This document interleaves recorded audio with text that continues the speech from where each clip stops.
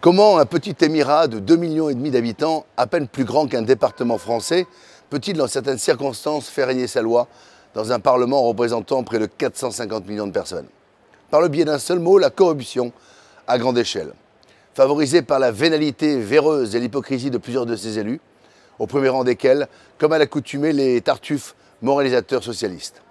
Au Parlement européen, après la mise en détention de 4 personnes, dont une vice-présidente, le Qatargate connaît une nouvelle étape avec la démission de la présidente de la sous-commission des droits de l'homme, la socialiste belge Maria Arena, qui aurait notamment omis de déclarer un voyage tout frais payé au Qatar.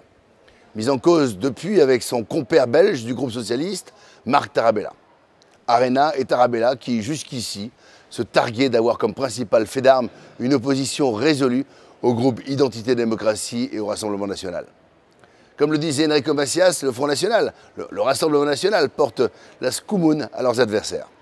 Mais on pourrait également s'interroger sur l'inaction totale de la commission 1G, chargée pourtant de traquer les tentatives d'ingérence des pays tiers dans les instances de l'Union européenne. Son président, l'éternel chevalier blanc, Raphaël Glucksmann, a toujours montré son hostilité à ouvrir un quelconque champ d'investigation à propos du Qatar.